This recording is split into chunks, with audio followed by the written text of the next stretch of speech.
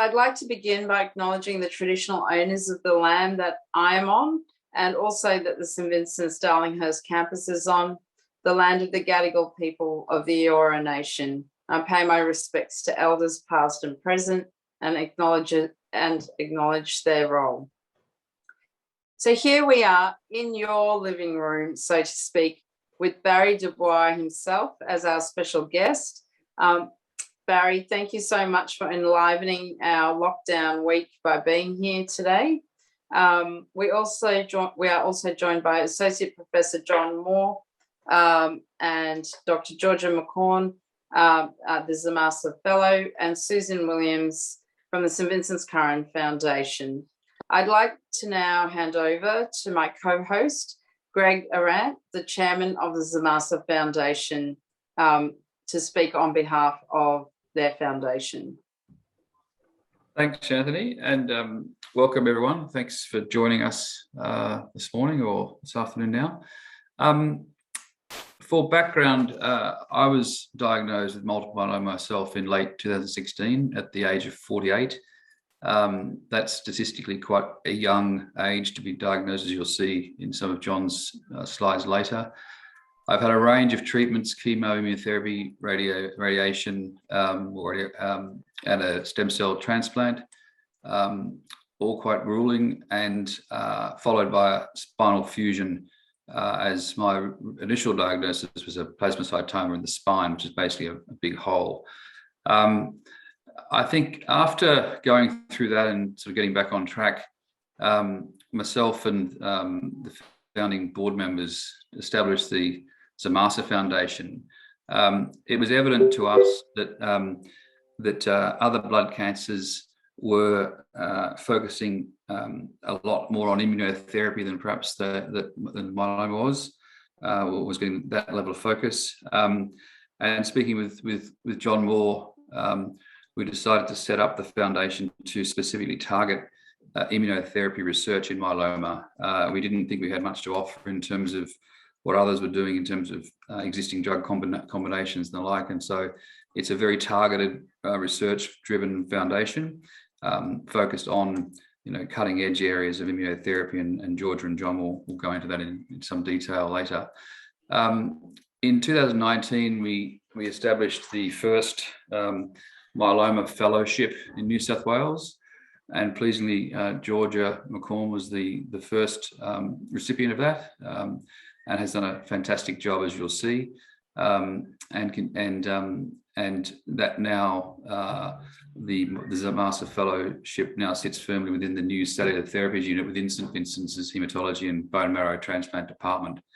As I mentioned, Georgia's done a great job, but we have, outside of the core focus, done some other things or are progressing other things. One of that is we're working with some of the big pharma companies, Cellular and Janssen and Amgen, in relation to myeloma nursing research.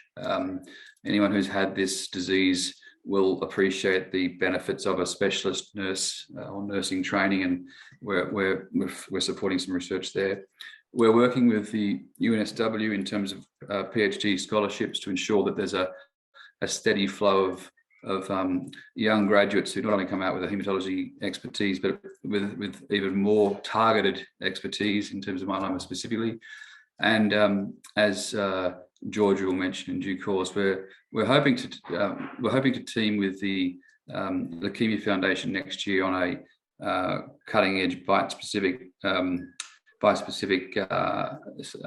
research program where we might hopefully have St Vincent's as a site. So it's early days for the foundation, and there's an exciting future ahead for us and for St Vincent's. But right now it gives me great pleasure to hand over to Barry Du Bois, and Barry will share his myeloma story with you. Thanks. Hello, everyone, and thanks for having me in this room. I'm in awe of everybody that's in this space. You're all doing incredible work when it comes to research and also supporting research, and very honoured to be talking here.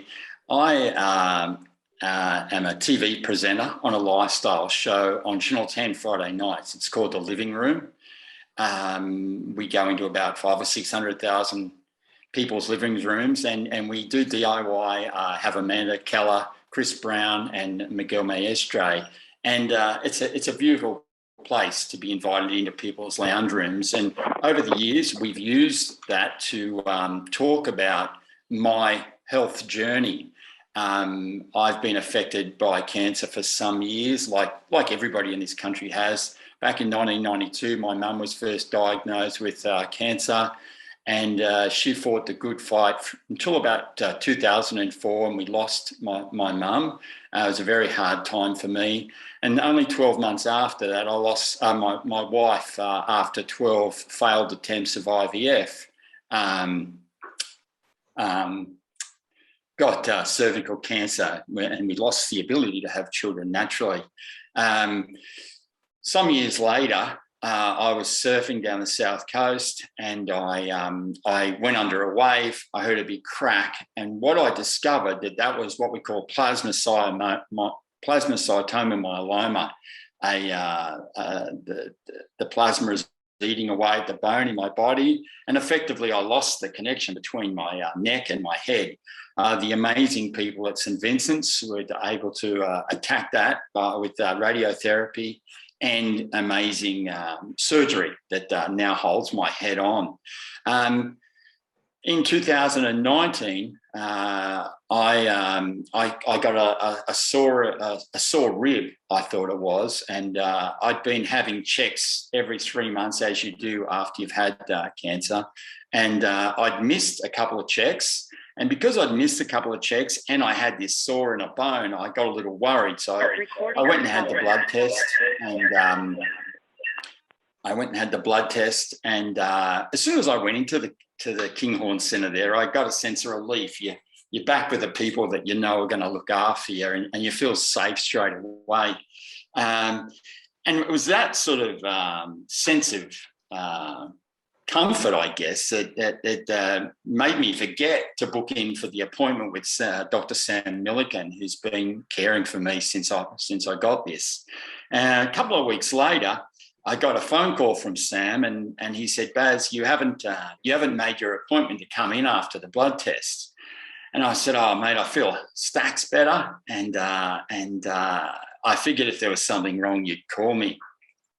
Well, Sam said, "Well, I am calling you, and it's not bad, but it's not great, and I would like to see you." So we got in there, and I found out that now I have multiple myeloma, and I had tumours all through my body, and it was going to take the same. It was going to take some chemotherapy and a stem cell retrieval, that big dose of chemotherapy, which is probably one of the worst things you're ever going to do in your life. And then they were going to put the stem cells back into your body. What I did and what I thought at that time was is what most people think when they hear the word cancer.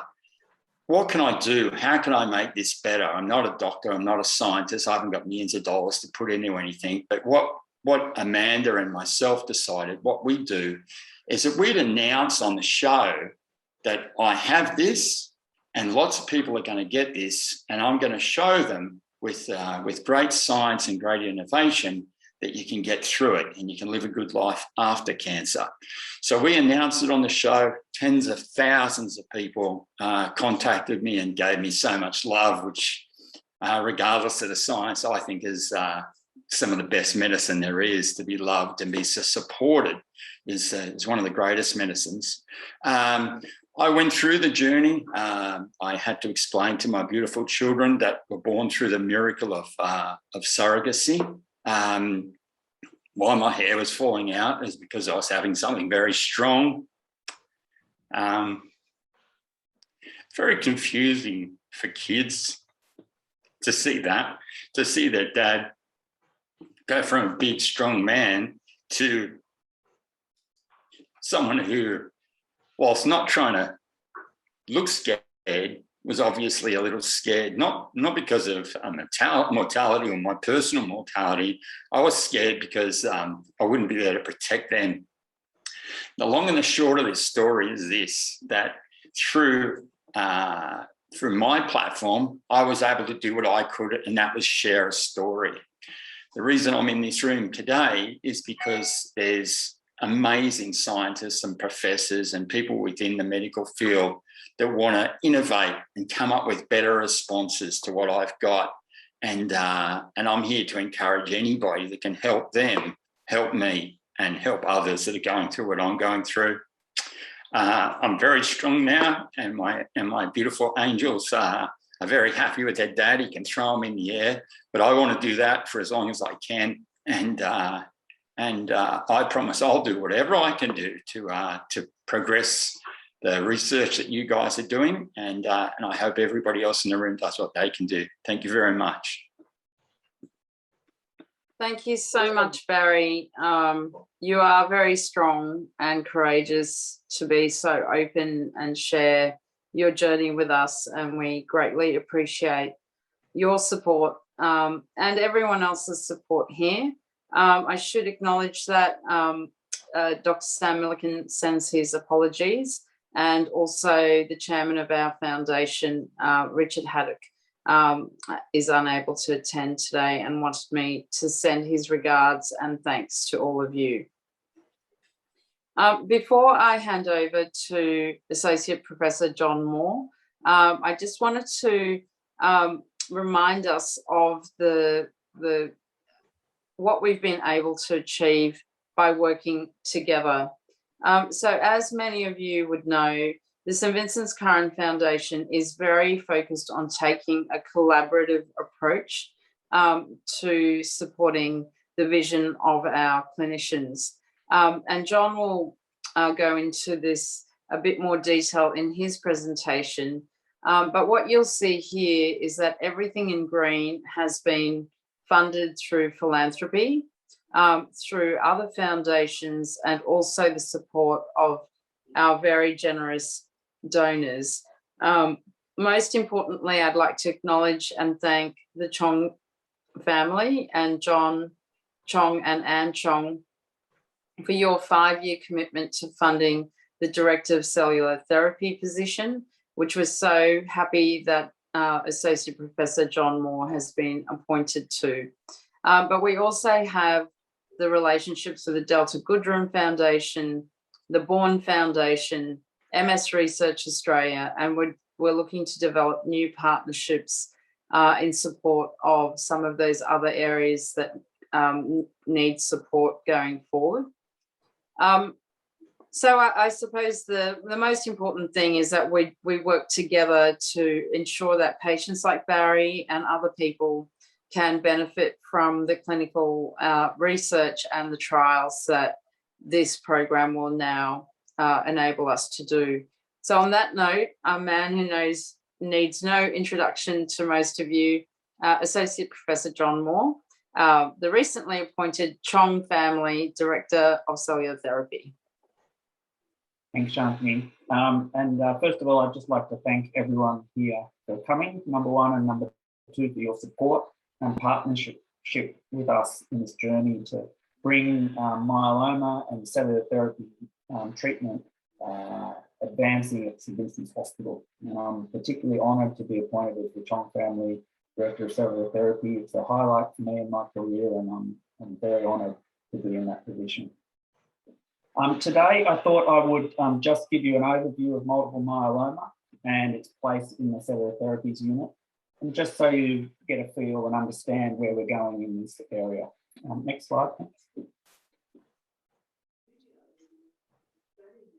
So myeloma is actually a tumour of cells in the bone marrow called plasma cells. Plasma cells' job is to make antibody or protein as part of the immune system. And so, for instance, if you have a vaccine to COVID, the plasma cells will hopefully make a protein that's specific, or an antibody specific for the COVID.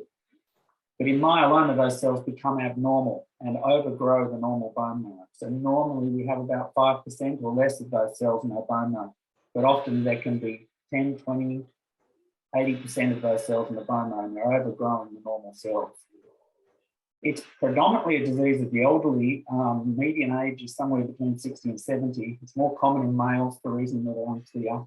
And it's increased a lot over the last 70 years.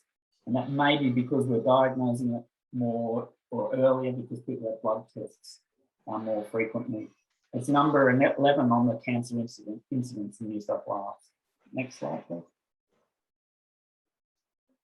And the way myeloma causes problems is those cells at the top, the purple cells that you can see at the top are plasma cells which overgrow the bone marrow, and therefore they cause pancytopenia, which means the blood counts are low. People are anemic because they can't make red cells.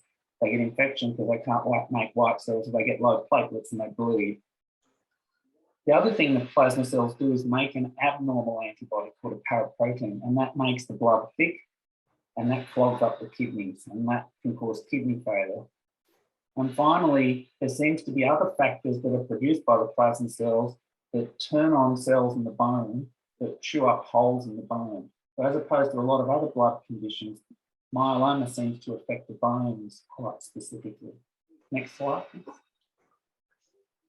And so when a patient has myeloma, some of the symptoms they might notice, as you've heard from Barry and Greg, is bone pain and or a fracture. And that can often be because those myeloma cells are eating away at the bone. And sometimes the calcium can be released from the bone, and that can cause confusion and dehydration. And often with blood conditions, patients get night sweats, fevers, or weight loss. And of course, because all these things are happening in the body, people are often profoundly tired. Next slide, thanks.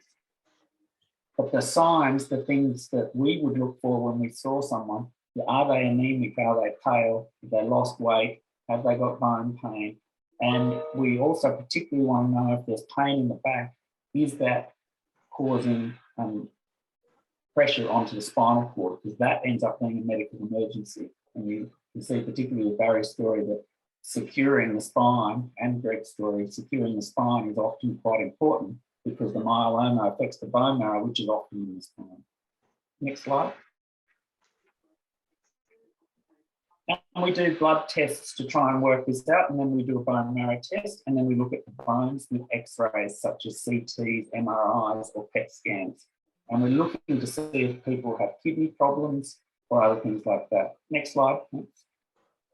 When we look at the bone marrow, what we're looking at are these cells.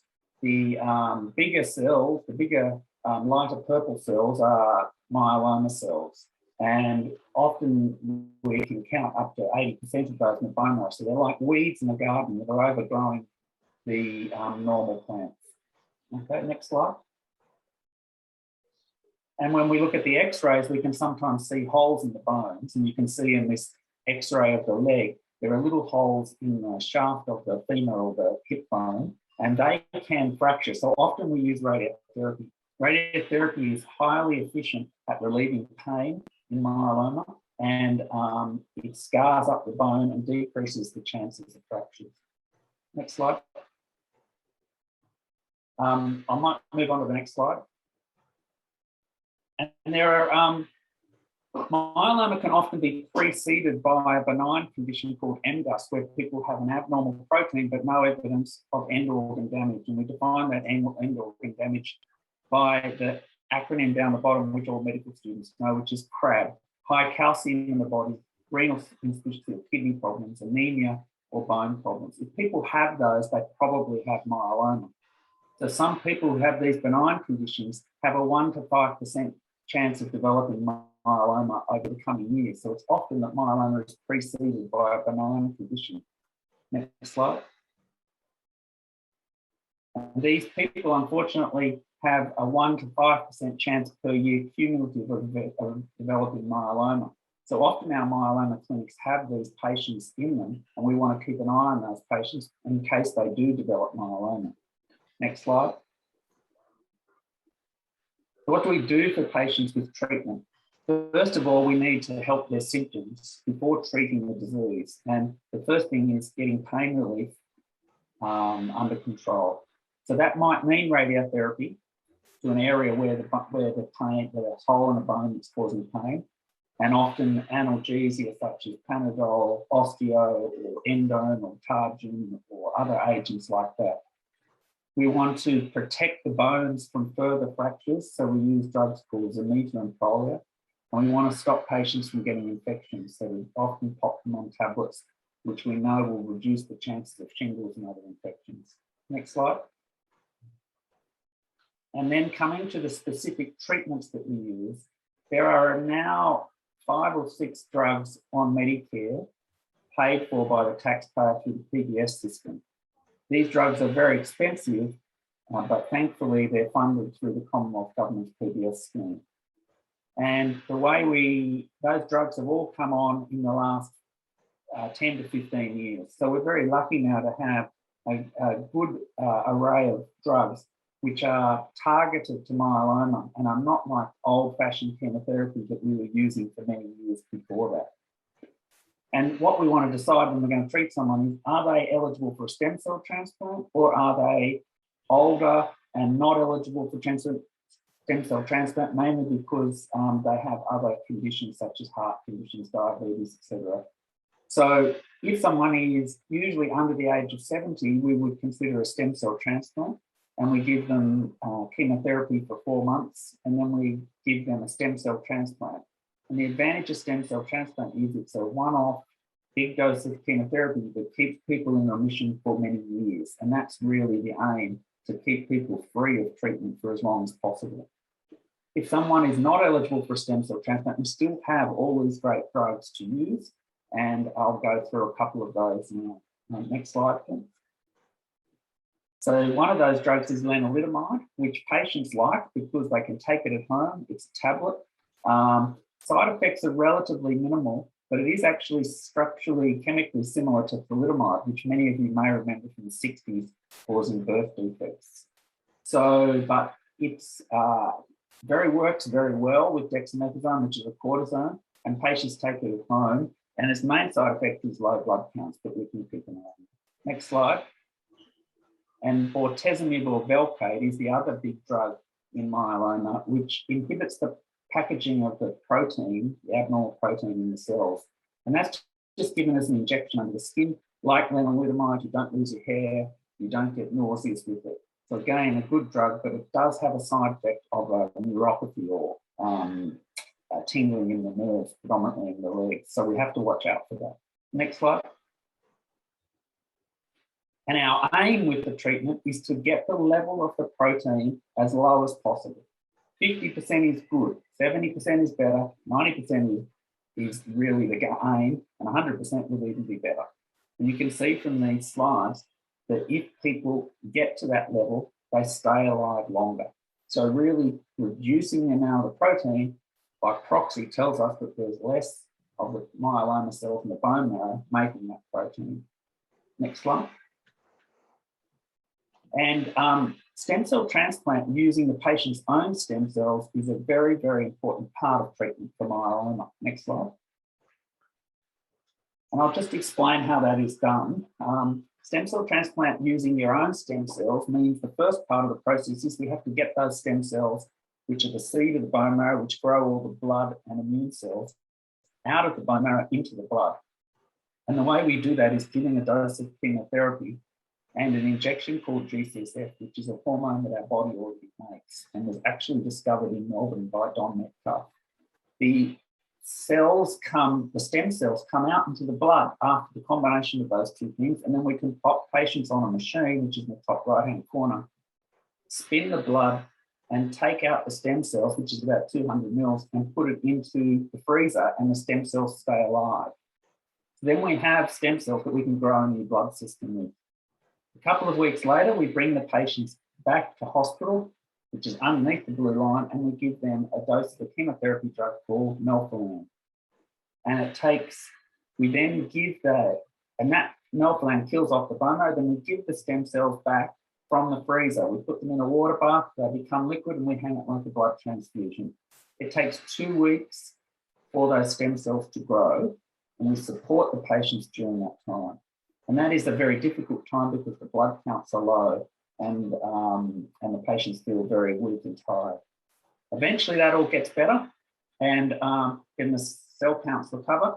And the advantage of this process, although it is quite difficult and arduous, is that it keeps people in remission for much longer than a lot of other treatments that we have.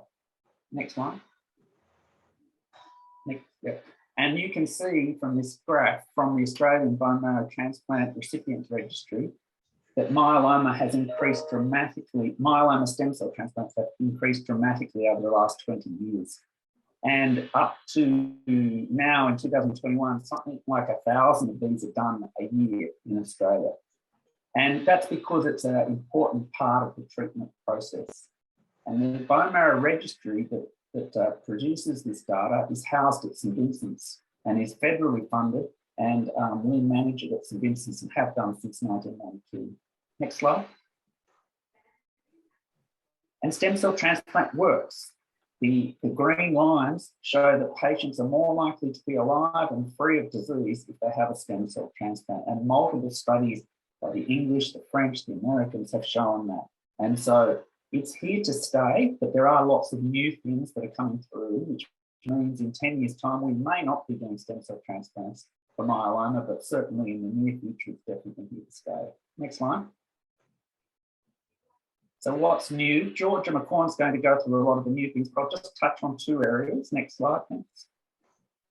The first is a new antibody called daratumumab, which is now on the PBS if patients have relapsed. And this is looking like if you combine this antibody with other treatments, it's always better than the treatments themselves.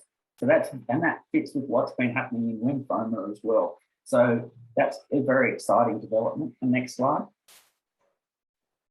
The other exciting development is CAR T cells. CAR T cells are where the patient's own T cells of the immune system are taken out of the body. They have a gene put in them which attacks the myeloma cells and then kills off those myeloma cells. So it's sort of trying to teach the immune system to reattack tumour cells. This is very expensive, time-consuming treatment, but is certainly very exciting. Next slide. And the myeloma work that we're doing here, predominantly through George's fellowship, is part of a wider cellular therapies program, which I'm very honoured to be leading up at the moment. We have interests in stem cell transplantation and other cellular therapies for malignancies, such as lymphoma, leukemia, and myeloma. And we also have interests in stem cell transplants for non-malignant conditions such as multiple sclerosis and scleroderma. And we're the biggest research unit in Australia in that field. And so we hope to continue with all the support of our partners to continue to move forward in these areas and become a world-class centre in these areas. And that's going to be in conjunction with all the people in this room who have been generous to us already. And we also hope to link in with the Dana-Farber Harvard group in the long term as well to do travelling fellowships and other important work. Next slide, please. So, one back here. So there's many new things happening in myeloma. The disease is much better controlled and the survival rates are much, much better than they were 10 to 15 years ago. And that's really reflective of a renewed focus on myeloma, how we can treat it, and using the immune system, as you can see, for a lot of these treatments. And as mentioned before, I'm very grateful to all our partners and colleagues here on the call who have helped us in this area, and we look forward to working with you again in the future. Thanks.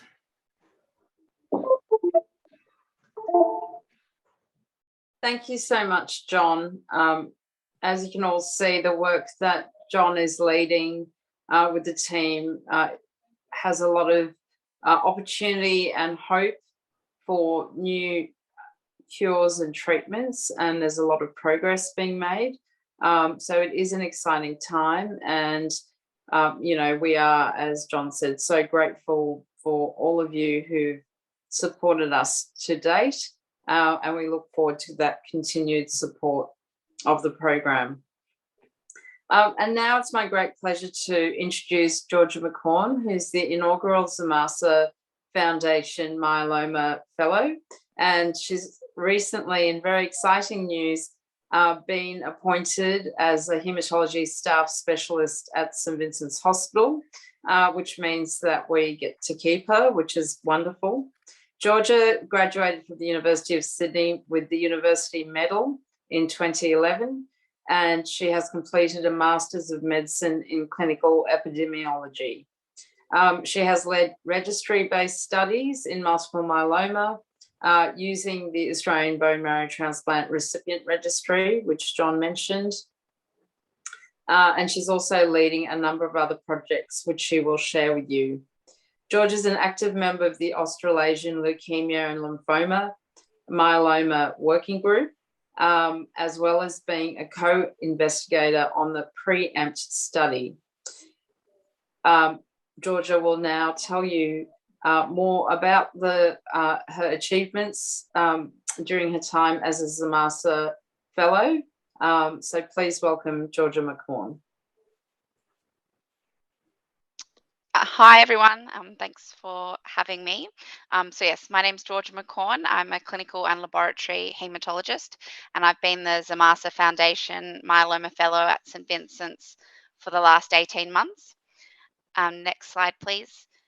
Today I'm going to touch on the establishment of the fellowship and highlights over the last 18 months, which has included formation of local and international collaborations.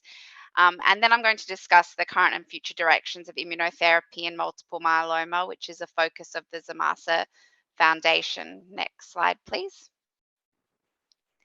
So the ZAMASA Foundation Myeloma Fellowship commenced in 2019, and I was the first fellow. For those outside the medical sphere, fellowships are positions that are offered to new specialists in haematology to allow subspecialty training in a particular area, in this case, multiple myeloma. And they allow development of clinical experience, as well as allowing dedicated time to focus on research in this area. Myeloma-specific fellowships are offered in other locations in Australia, in particular Melbourne, and overseas, but this was the first myeloma fellowship in New South Wales. As part of this fellowship, we've established a dedicated myeloma clinic at St Vincent's to allow expedited access to specialised care and clinical trials. And as a result of this drive to improve clinical trial access, we've been site selected for a number of clinical trials exploring novel agents in myeloma. This fellowship's been a fantastic opportunity as it's allowed myself and St Vincent's to engage with the wider Australian myeloma community. I've co-led 2 harmonisation projects across New South Wales hospitals to streamline the use of new therapies in multiple myeloma and look at efficacy and toxicity in the real world. I'm one of the leads in the myeloma working group of the Australasian Leukemia and Lymphoma Group, which is the Australian and New Zealand blood cancer clinical trial group. And in this role, I'm developing novel clinical trial proposals with Professor Hung Quach, who's based at St Vincent's in Melbourne. I'm also a research advisory group member to the Australian Myeloma Research Consortium, which is another clinical trial group in Australia and is focused on early phase trials.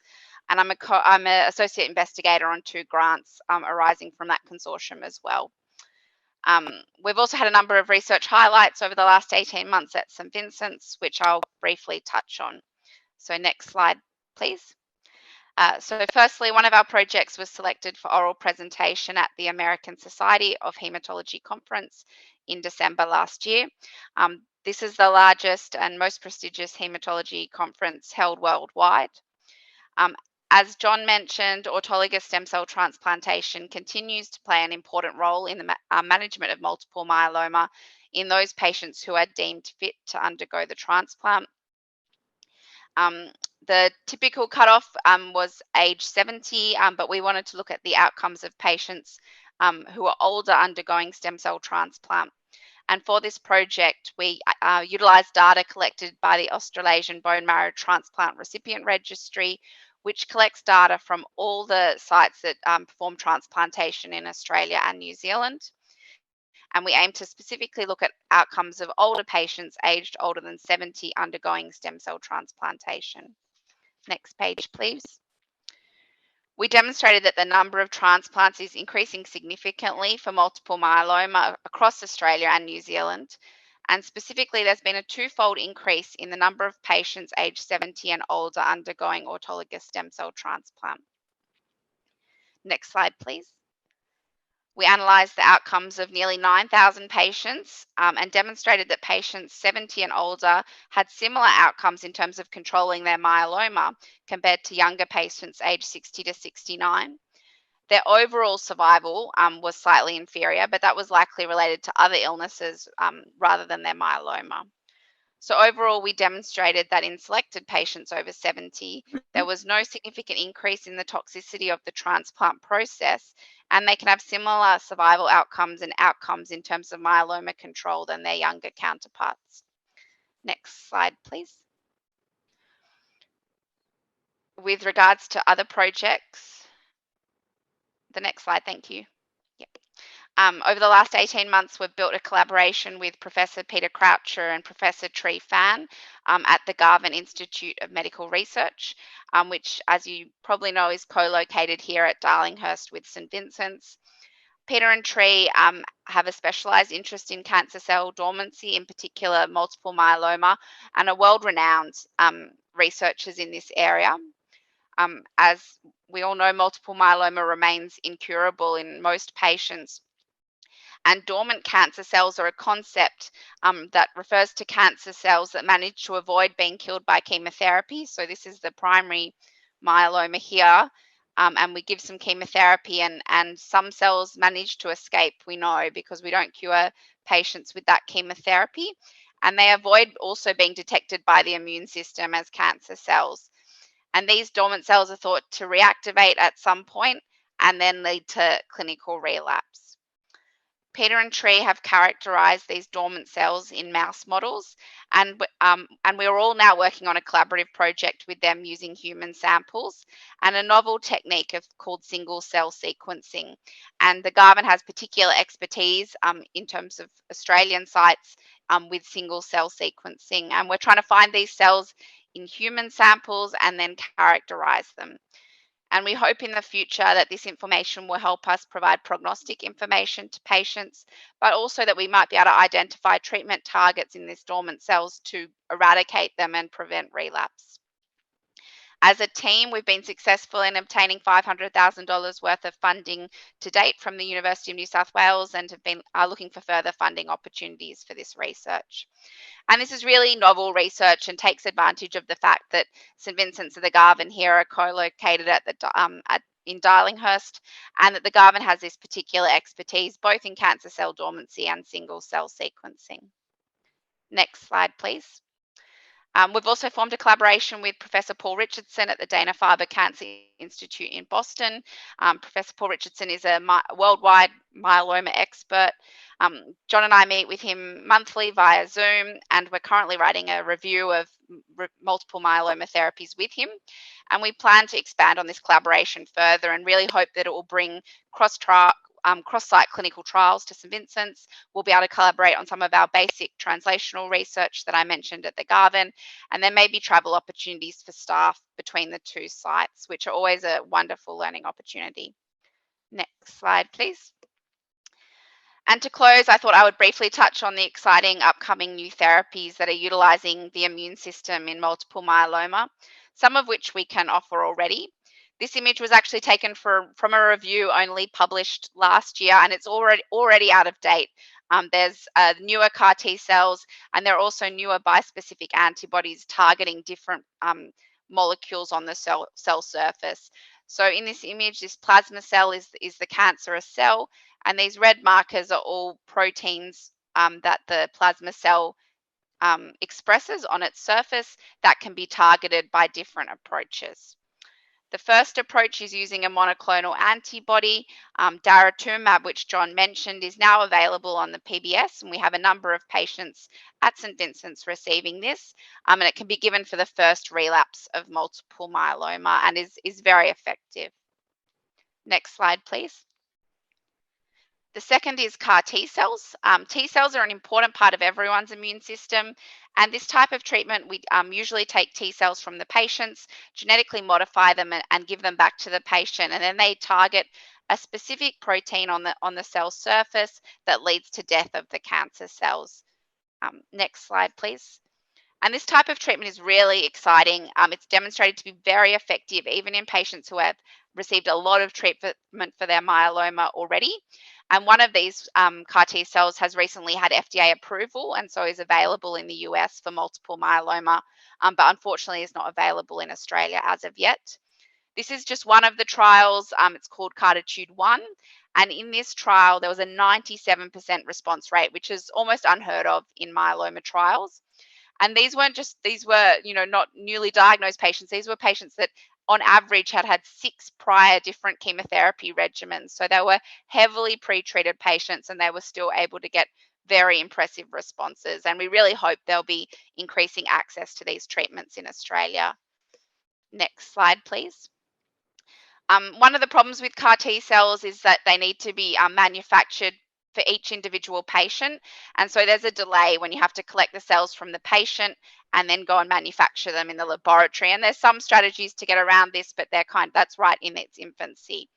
So this is what makes some other approaches a bit more attractive. So the antibody drug conjugates, they target against a specific protein on the cell, and they have a kind of traditional chemotherapy agent conjugated here, stuck on the end of them, and that's one approach of immunotherapeutic approach that's available.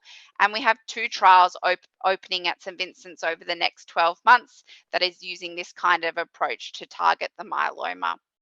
The second are these bispecific antibodies that bring the patient's own T cells over to the plasma cell and help the patient's own T cells kill those myeloma cells. So have a similar idea that you're using T cells, but you're not genetically modifying the T cells. And both these therapies are off the shelf and are very attractive for patients because they don't have to wait until the CAR T cell comes back.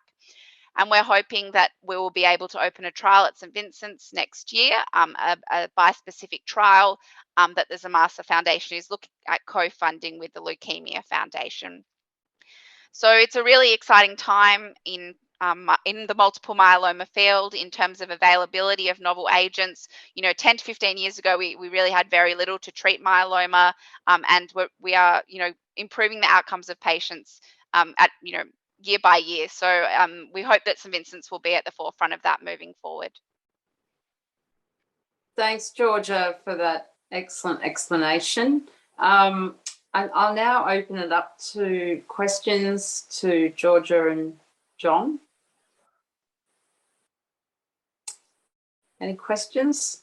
Dr. Chong, you normally have questions. I don't have any. I'm very impressed all the things that's been done. Very happy that John Moore, we get the service of John Moore, who is an expert on these fields and very good. Very happy. Thanks, John. Thank you, John, as well. If anyone else would like to chime in, Barry, Gerald. Yeah, I don't really have any questions. Like was just said, you guys are just doing such an amazing job, but I will take this opportunity to say thanks to Georgia and John and everybody involved in what's happening here, and say again, thank you very much to anybody that can help with this. When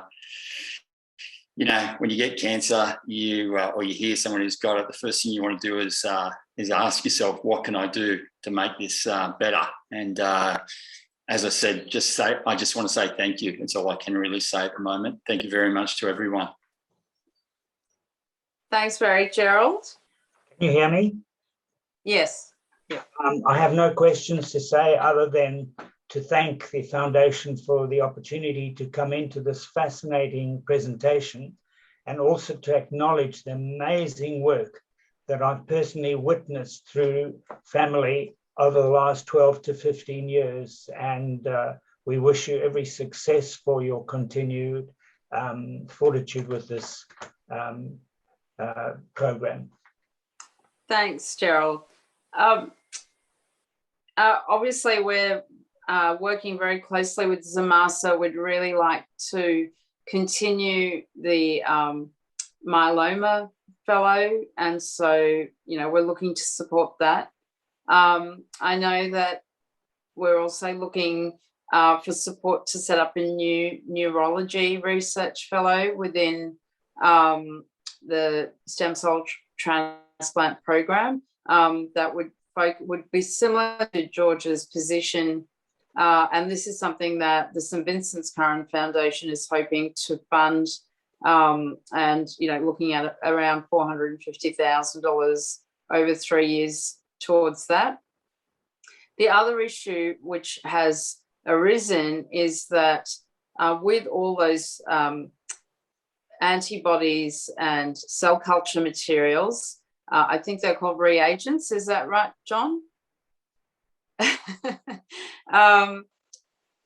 It's interesting because whilst we've been really successful in getting the funding for a lot of these positions through our partnerships with other foundations, we don't actually, a lot of grants don't permit the use of those funds to fund the reagents, which are then absolutely fundamental to doing the clinical trials. Maybe, John, you could explain better than me.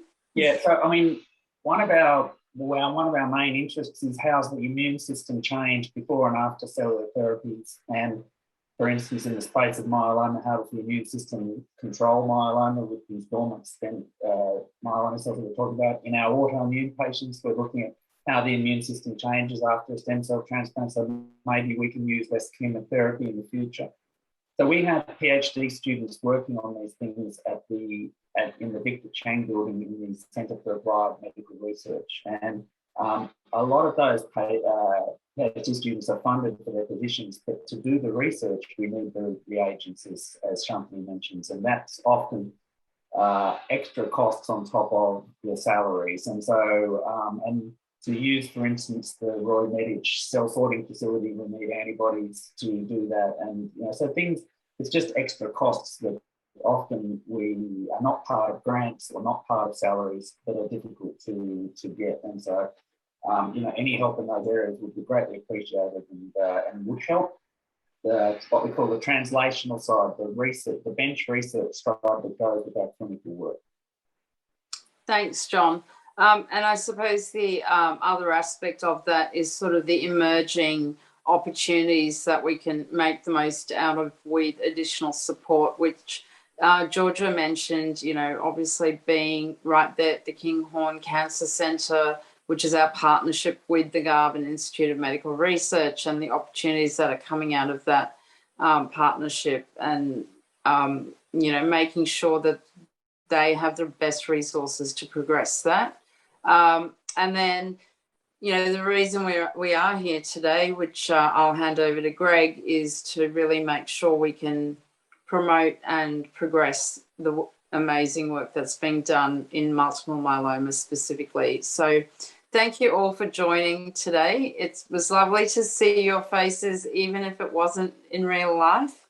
For those of you I haven't actually met in real life, I look forward to meeting you. Oh, I did want to say a special thanks to Jennifer Mastras from our team and Julia McCulloch from the ZAMASA Foundation as well, because I know that Roy and Ezio are here, and I just wanted to say what an amazing daughter and wife you have, who's supported this partnership from day one. But I'll hand over now to Greg. Thanks, Anthony. And I would endorse that. Julia's been a great help and a driving force behind the foundation. I'd like to thank everyone for attending today. And I too would like to meet everyone when we get back to normal times. Thanks to John and Georgia, as always, for your efforts. Big thank you for Barry for sharing your experience. Barry, that was very much appreciated. As you can see, and as John and Georgia mentioned, it's exciting times in immunotherapy, and particularly with myeloma. And we at the foundation fully intend to continue to support, allowing John and Georgia to be as creative as they can be in advancing this and ensuring that St Vincent's is at the forefront and of myeloma research. And so in closing, I'd just like to thank everyone for coming in, and we naturally would appreciate any support that anyone would like to give, because I think they're doing great work, and I think that was borne out in both presentations. So thank you again for everyone for attending. Thanks, everyone, and stay safe and well. And thank you again. Thank you. Thank you.